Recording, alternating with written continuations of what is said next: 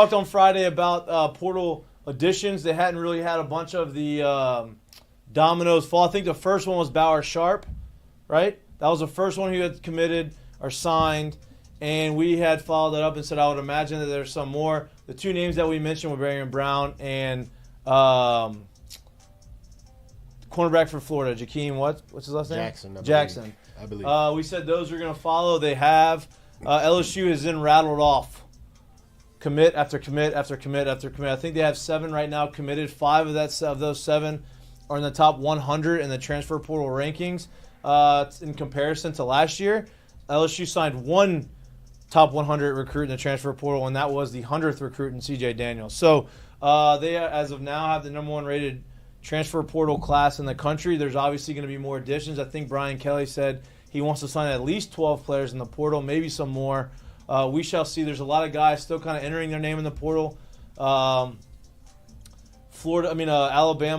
5-star freshman cornerback just announced that he is putting his name in the portal. Obviously, I don't even know if LSU is on his list, but my point in saying this is there's a lot of guys that are going to continue to put their name in the portal, and you have the playoffs going on right now, so some of these teams, some of these players may enter the portal after the national championship game or whenever their season ends. So it's been a great weekend, obviously. We're going to talk about all the additions, what else we need to add, and the guys that we currently have added.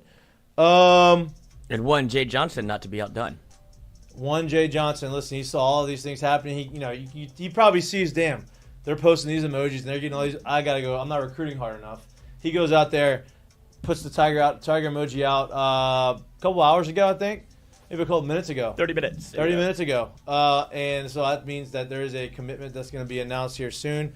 Obviously, LSU baseball recruiting is going to continue to roll because of Jay Johnson, because he does not sleep. College football playoffs start this weekend. 4 games, 1 on Friday. So you get to enjoy the 1 game on Friday, and then if you have a wedding on Saturday, like some people do, it's an unbelievable day. It's unbelievable Game day on Saturday. You got an 11 a.m. game. What wedding are you going to? You got a 3 p.m. game, and you got a 7 p.m. game. Good weather. Nice weather. Oh, frisky. Yeah. That's a big game day. Big game day this Saturday. 3 big games. Obviously, this is the first year of the 12-team playoff, and the first day of the playoff bracket starts on Friday and Saturday. What's that? What do you think? Obviously, it feels like you have to go to this wedding. Yes. What if LSU was in the playoff? Home game at night. You missed the wedding? Yes. Wow. I'm not getting married. I would imagine, yeah. You know what? Because they had, yeah. You got to plan better. Boy, you know what the playoffs, that actually reminds me. The playoffs are going to screw up wedding season. Because December and January, wedding season in the SEC, right? Because you have to wait. That's usually when you're off, right? That's usually either the bye week weddings or, December, middle, end of January. With these playoffs, now there's only two weeks in the middle of Would have got my wedding, that's for sure. Well, kind of. 22nd. January? Yeah. No, you'd have been fine, I think. I don't know. Yeah, but it would have been tough. The way we did it would have been tough. Well, your wedding was when? 22nd. That's what I'm saying. It would have been tough. No. What? January. Year. Oh, January. So for instance, me and Allie got married on January 17th. That Monday before our wedding, that was a national championship game, LSU national in New Orleans. So we did that, and then it was a great week. Great week. That was a great, wonderful week. Timed this out perfectly. But yeah, so that screws up the wedding. But yes, if it was LSU had a home playoff game, my wife would have to just deal with it. I would miss it. Yeah, and she would go. Or she'd miss the wedding too and say, hey, let's just go to this. Yeah. Because there's not a world in which, especially this year when it's the first ever. Black tie's tough too. It's a lot. Yeah. Asking a lot of people. Luckily, we don't have to travel. So, should be a fun wedding, though. Should be good. But, fun Saturday with college football. Doubleheader tonight for Monday Night Football. Chicago at Minnesota. Atlanta at Las Vegas. And then, obviously, we cannot end these Heineken headlines without mentioning Travis Hunter. Obviously, he wins the Heisman Trophy this weekend. Closest vote since 2009, I believe. Second defender to win it behind Charles Woodson. Yeah. Right? I think... And look, there's a lot of Who controversy. won it in 09?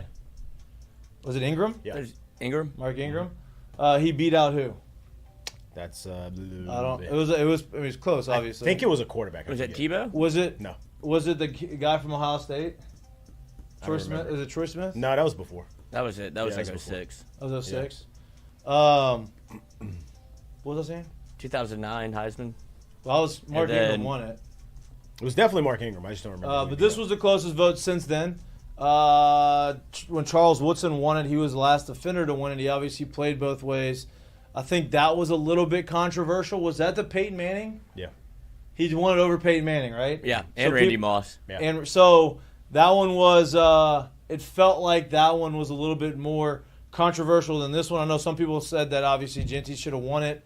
But I think with the way what Travis Hunter did this year, I think this was the two defenders least controversial. It was Ingram in first, Toby Gerhart in second. Toby Gerhart. What a throwback. What a name. Wow. Colt McCoy in third. What a name. And maybe the guy that should have won it but didn't, speaking of defensive players, and Sue. Oh, yeah? Oh, Sue. Sue had some crazy numbers that year. Yeah. Chase Young was there in 2019, right?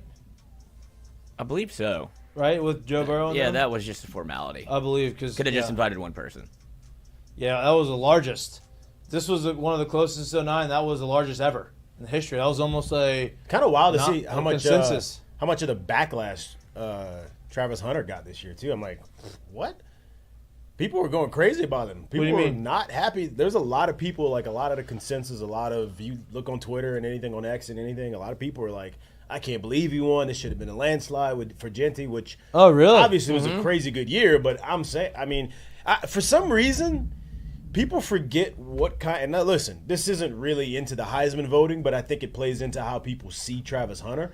But people forget what kind of recruit he was coming into college. And then obviously he goes that 1 year to an HBCU, and people think like it's not the same type of player. And then you forget that Colorado's in the Big 12, and they're like, oh, he's not playing real ball, and he's not that good of a player, and he's a small dude. I'm like, yeah, I think y'all forgetting exactly who the kid was coming. Like he was always a dude. No doubt. Always a dude. No doubt. And look, I don't know why people like look, if Genty would have broken Barry Sanders' record, right? Most rushing yards. I mean, I think he will. There's a good chance he will. He's like 153 yards away. Is he? Mm-hmm.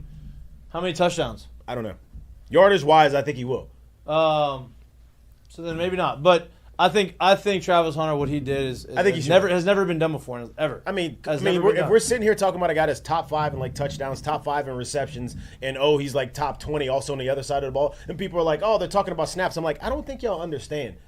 To be able to go on the other side of the ball and do what he did and play that amount of snaps and stay that healthy, we've never seen that before. Yeah.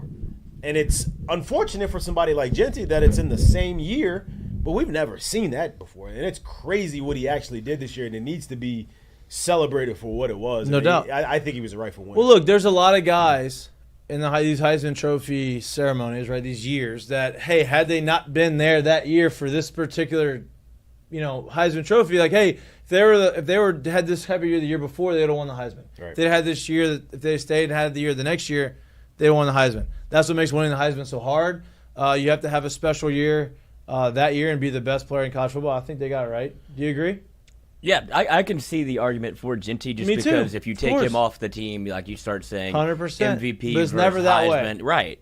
And for Genty's case, he had 344 carries, 2,500 yards, 29 touchdowns. Barry Sanders had 373 carries, 2,800 yards, 2,850 yards, 42 touchdowns. So how many? Like that was rushing yards. Mm-hmm. So he's 300 yards away. Yeah. Well, and the argument there is like he didn't play in the second half of a lot of these football games. So if it would have been closer competition, that's ridiculous. You can never have that argument. You can't make that argument. You can never have that argument. It's not the. That's not what the Heisman is. You can never have that argument. No. And look, the workload's there. People only get taken out in those situations because they are, one, killing a team, and two, you're usually a big reason as to why you're killing that team. Yeah, right. And you probably already got your numbers in the game, and they said, you know what, let's get them out of here. You can never have that argument. Yeah. So anyway, I mean, he had an unbelievable season. Deserved the Heisman. Also, Travis Hunter deserved the Heisman. Now let's get to the LSU conversation. Hopefully, we have a new Heisman on the mantle in the football ops building. Nussmeier, one of the early favorites. I think they listed about 10 names going into this offseason, or I guess in the bowl season of next year's Heisman odds. He is, I think, top 5 or top 4 in the odds, maybe third actually, in odds of guys returning next year on winning the Heisman. He's obviously announced that he's coming back. I think a lot of that announcement has led to a lot of these guys making the decision to come to LSU. I think one of the biggest pickups, and we're going to go through all these guys, right? But I think one of the biggest pickups, and I think what sets LSU up more than a lot of the other things is Michael Van Buren, the quarterback from Mississippi State, was a freshman. You say, oh, he's from Mississippi State, he's a freshman. Yeah, but he threw for just under 2,000 yards. I think he threw for 1,800 yards. He had 11 touchdown passes, 7 interceptions. Nothing special. True freshman. Like, that's and Jared talks about it all the time, how hard it is to play as a true freshman in the SEC, especially as quarterback, right? He wasn't supposed to start. He's the backup. He comes in, he's thrown into the starting job and plays pretty well for being a freshman, a true freshman. His best game was against the best team they played in Georgia. Threw for 300 yards and 3 touchdowns. Threw some really good deep balls. Very athletic quarterback. But I think the most important thing of this signing or this commitment is he was a true freshman. So he comes here. He is going to not come. He's not a competition. He's not going to come here to beat out Nussmeier. But he's going to come and be the backup to Nussmeier. He's going to hopefully redshirt. That means Nussmeier doesn't come out the game and this guy doesn't getting into the game. And hopefully he's a redshirt freshman going into next year. And now you have an experienced guy who's been in college for 2 years. He's going in his 3rd year. And he's potentially the next quarterback, him or Hurley, right? You're going to have a quarterback battle. And now you have a deeper quarterback room and some competition. And I think that's what makes that one so exciting for the future. And you also had a good point about something else that you're looking at, or I guess a reason why they would go out and get him for this year. Yeah, I think, and it's you got to remember, Hurley reclassified 1 year or 2 years. He's a super young kid, right? I think he was already young for his grade, but then he reclassified. He's super young because he got to LSU at 16. Right. Okay. So, with that being the case, I think a lot of that move also had to be, look, it doesn't really matter what we project you out to be, but the simple fact that you haven't had meaningful snaps yet, and you won't have had meaningful snaps going into next year, I do think there is a serious premium on getting wins next year, just in the event that something were to happen to Nussmeier. You have someone who has upside, but who also has experience. And that kid playing a lot last year as a true freshman, I believe bringing him into the fold a little bit will give them kind of that security at that position, because if something were to happen either early on or somewhere during the year, you're not kind of stuck up Schitt's Creek with someone who just doesn't have that experience yet. Right. Not saying that he can't do it, but you don't want to be – nobody wants to be – look, it's a different situation if you got Jalen Hurts and you got Tua, who you just believe is better. And I'm not saying that he's not Tua. My point is you wouldn't want to be stuck there with just the Tua if you had other options. Right. And I think that's what a lot of this move was going for. So I think that they kind of put that stuff in mind. And look, maybe LSU's not planning on not playing him. Maybe they're not planning on redshirting him. Maybe they're going to have packages for him to come in there. I don't know if that I would lean more towards the redshirt side than hey, we're going to have packages for you. We're going to get you in there to play. I think this guy says, you know what? I went to Mississippi State. I played well enough. I was a pretty good recruit. I see what they're doing with the quarterback room. I see that there's an opportunity for me to go there, give it a year to understand the system, and then go and follow up behind Nussmeier, who's really good, and have a pretty talented team. I like the move. What do you feel about it, Lloyd? I'm interested, like you mentioned, that package deal, because LSU was, I believe, in the 99th percentile in red could be a red zone offense. dude. Right. But then that leads me to believe that if I'm Garrett Nussmeier, I'm not coming off the field in the most important parts of the game because 100%. we have a package deal kind of going on. Like, right. I don't know if that's exactly what would be the most conducive for the offense. I think it more falls to Sloan back in his second year, which I think it feels like that's going to happen. Like, yep. There's a lot of and look, banter with about the tutelage. Yeah, the tutelage of Brian Sloan Yes, and working hand in hand in Brian Kelly. Hand in hand. Offense looked better the last 2 weeks. It did. But the competition wasn't as high, but But it did feel like it was a little contentious between the two. So that's where I was leaning that Sloan might, whenever the Michigan offensive coordinator job came open, I thought that was a pretty viable solution if that's what he wanted to do, go with Underwood to Michigan, and Brian Kelly would have the option to slide in his guy, Tommy Rees, who he wanted to hire earlier. People have mentioned Tommy Rees as a possible tight ends coach for LSU because he's a Browns offensive analyst and quarterback position. I don't think he's a quarterback's coach, but he works with quarterbacks and helps with the offensive analyst. So you're thinking that maybe they bring him on?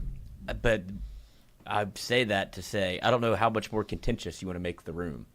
If it's Brian Kelly with Tommy Rees, the guy he wanted as OC, then you have Sloan as why don't you go sit in the offensive coordinator? Right. Why don't you go give him these notes? No. Yeah, I can see that. And I'm with you. I don't know if the package thing is like easy. It's an easy way to think of it, right? Hey, this guy's good. He transferred. He's not transferring not to play. I agree with all that.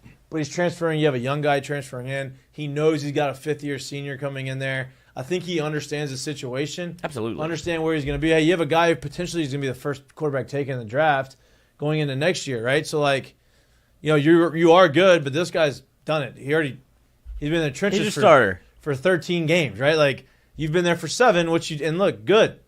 But you'll be ready when it's time. So I think that's probably more the way. And you don't want to waste a year for, like, a few plays here and there. You know what I mean? Like, unless he's getting significant playing time, which I don't think you're going to do when you have a quarterback of that caliber. Why would you waste a year to do that?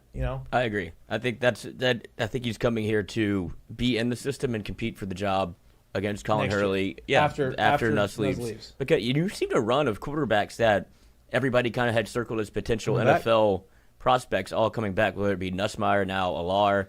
You're seeing Quinn Ewers get a lot of smoke of returning. I'm curious. That is getting louder and louder. I know as that the one days is. Go right now. That one's interesting, right? Like, he's either going to the NFL or he is going to another school. He ain't going to be back at Texas, and he has a chance to win a national championship. Like, he is in the playoffs as a high seed, potentially. They're hosting a first-round playoff game. Potentially could be a national championship winning college quarterback, and not be welcomed back at his school. Wow. Crazy. I mean, you've seen some of those moves. You saw, I guess, Oklahoma do it for Jackson Arnold whenever they got rid of Dylan Gabriel, who was in the playoffs with Oregon after he led you to 10 wins. Yep. And he hasn't lost this year. Yeah, but Oklahoma he had 10 wins. And he hasn't lost this year. Oregon's the only undefeated team in the country. Yeah, so you kind of shuffled him out. And he was in New York. Yeah. And Oklahoma said, we're good on that. We're going to bet on the potential of the guy behind him because we're scared of him entering the transfer portal. It's the same thing, just magnified times 10. You're scared and now you don't have either one of them. Yeah, you're scared of losing the guy. Instead, you lose both. You bring in the guy from Washington State now, who is the number one player in the portal, I believe, or at least number one quarterback in the portal, according to On3. He just signed with Oklahoma, so they have their new quarterback. But I didn't mean to cut you off, Lloyd. Were you done with your thought? Yeah. Oh, no, I was just saying it's 10x what that one is because of where it is and the caliber of player Quinn Ewers is. Yeah. And everybody is really, really, really waiting to get to. That's just a wild deal, dude. Like, you want winners, you want guys that have experience. Like, that's hard to find in college football. And you have a guy who's done all that, right? And then you're not going to want him back because you have Arch Manning, which, look, Arch is good. And I'm sure he's going to be great. But Quinn Ewers is really good. Like, what he's done. Now, if you know and you've seen Arch enough and you say, hey, it's not even close. Is this the college version of the Jared Goff, Matthew Stafford situation? Right? You would imagine, right? See basically what this is right here? Yeah, Goff feels like it. Goff got you to a Super Bowl and L.A., and then they're like, no. Not good enough. Not good enough. He's not gonna hold the trophy for us. Right. Wow. But there's a huge, I would say Texas is probably third? If you had to power rank the teams in the college football playoff, who has the best odds to win it all, I'd probably say Oregon, Georgia, and Texas. Coach, I'll be honest with you. For me, yeah, probably so. That will probably be the consensus. But after watching them play last time, it was almost like they got the answers to the test the first time they played Georgia. They looked good the second time they played them. They didn't win the game, but they looked good. Yeah. It was a good game. Yeah, and they killed the quarterback, Gunner. Yeah. Ooh-wee. Yeah, that's the other conversation about the playoffs. Georgia doesn't have their quarterbacks. Yeah, we haven't quarterbacks. Like, I don't think Carson Beck. I think they came out and said Carson Beck's probably not going to be ready, right? Yeah, it's they're speculating. They went for a second opinion, I believe, but they're speculating a UCL injury, which is like a baseball. Tommy John deal. Yeah. And so if that's the case, he didn't look like he could play or was going to be able to play even in 2 weeks. And then Gunnar Stockton doesn't know what planet he's on, and you don't even know the extent of his injury. Because I mean, I know it was a concussion, right? Yes. So, like, I mean, you saw his eyes rolled back. So, like, I would not imagine, a doctor, but I would imagine. I guess they had 3 weeks. Yeah. So you would imagine he's out of concussion. Maybe not though. I don't feel great about Carson, being that it's been this long since the actual game, and we still haven't heard he ain't playing. Straight up diagnosis. He's cooked. Like, I feel like that's them telling you right here he's not going to be ready. He's cooked. Now, for his sake, Tommy John surgery for quarterbacks is not as. He can Brock Purdy and be ready for next year. Yeah, for sure. Brock Purdy got back pretty quickly. Didn't miss any time. He didn't miss any time. Yeah, and so it could happen the same way because it's not as much torque. You're never gonna tear your UCL and your Tommy John throwing football. The only way you tear it is if you're throwing and some guy hits you in the arm and you don't have the ability to throw it. It's like kind of in middle of the motion. Or if you start throwing curveballs in football. Yeah. If you're throwing curveballs in football, I think you're in the wrong position. Let Brucey play quarterback. Yeah, I shouldn't have that popcorn. It's like, you're trying to curve the bullet like Angelina Jolie read Wanted. Yeah, great flick. How crazy if you could really do that. Look, that's his. Those are his eyeballs. I mean, that was crazy. I mean, what a picture. That's not funny, but that's incredible right there. Yo. He did get smacked right there. Well, the thing that concerns legal me. too. I'm talking like just flatlined right there. Well, this is what concerns me more than anything is his knee. Oh, like, yeah. He easily could No, have. that's like the UFC stuff. When you get hit that hard and your body goes, man, them boys just like I don't think their legs feel it. It's like you go back to being a kid. Like kids can like the Gumby. Yeah, like kids can like squat like and do everything. You're just like perfect. Like I feel like that's what you go back to being when you get hit that. It's body takes over. Yeah, they know there's nothing. It's just I'm here. I'm not really here actually. No, he got hit hard. Hopefully he's okay. Hopefully he can get back in there because he didn't look terrible. Wasn't look great. They didn't ask him to do a lot of crazy things, but got in and out of the huddle. Obviously ran the offense. Did what he needed to do. One bad interception. And one bad interception. Then he got killed, and then they bring Carson Beck to give the handoff touchdown. Thank God they scored. What was that? That's what is kind of mind blowing to me. Is like, how do you not? We got to expect a run here. Well, I'm sure they did. I'm sure they did. But, yeah. Well, Georgia just beat them. That's the old saying. It's always like the really, really, really good teams is. I know we're doing it. They know we're doing it. Everybody in the stadium knows we're doing it, and we still succeed. Yep. They knew they were running the rocker. Mm-hmm. There wasn't a question. Carson Beck might as well had a sling on. Yeah. That thing was tied to his hip. He brought it in like this. He wasn't even swinging it. Yeah. But, so it'll be interesting to see what happens there. Obviously, we're mixing the conversation right now of the transfer portal and obviously the college football playoffs. We were talking about Nussmeier and talking about Michael Van Buren. That's the one I'm most excited about. They've obviously added more than just him. Right. They added, the question mark. What were the question marks going into the offseason? Tight end, right? Offensive lineman, which they have yet to I'm sure that's in the works, right? Edge rushers, they signed 2 of them. Check. Right? Secondary, check, right? That's kind of what you could tell. That's kind of where their focus is in. They lost a couple. We had a lot of heat because you lost the big cornerback recruit to Texas. You get DJ Pickett. Obviously, he was the higher-rated cornerback. He's coming into campus. You have the number 1 cornerback in the 24 portal on campus. You have the number 4 quarterback in the 23 recruiting class who transferred in from Florida.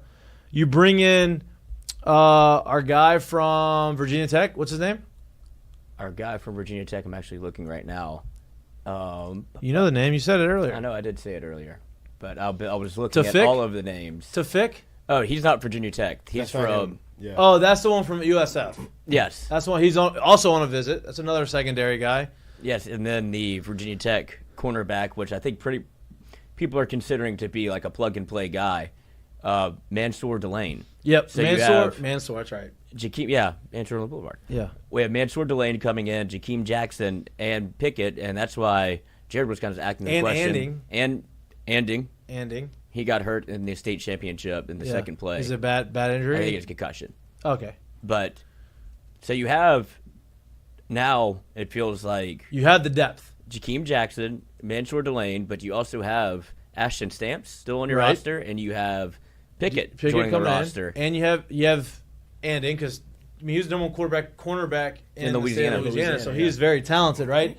And you say, oh, you got too many. No, you need those guys. Yeah. Like, you can't ask, like, you're going to play 5 or 6 cornerbacks throughout the – now, it'd be nice for them all to be really good and play a lot and kind of, space them out. But I think what this does, because Mansour, from what I've read about him, I've never watched him play, is a very versatile defensive back. He's played some safety, played some corner. I'm sure he can move over to the slot if he needs to. So he's kind of a plug-and-play, but also capable of playing all 3 based off the needs of that team. I think that's a good thing. Maybe it allows DJ Pickett not to be on an island early on, unless he's proves early on can't, like, oh, yeah.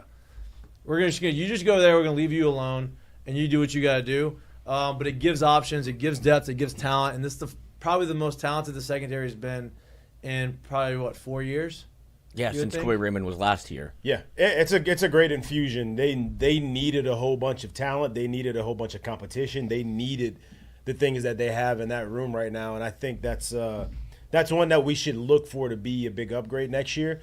How quickly it'll come together, we'll see. Obviously, that schedule we've seen, as we talked about last week a little bit, it's a little challenging pretty early, but they're going to need that. They need the depth there. They need some high-end players there, and they're going to need some guys to step up. Well, you're going to have, like you talk about the schedule, right? You start the season off again on the road against Clemson, who's going to be probably a top 10 team because they're going to have their Klubnik's going to come back, right? I think he's already announced he's not going in the draft, which I don't think anybody really thought that was the case. But you're going to have a veteran quarterback back, a guy who actually had a decent season.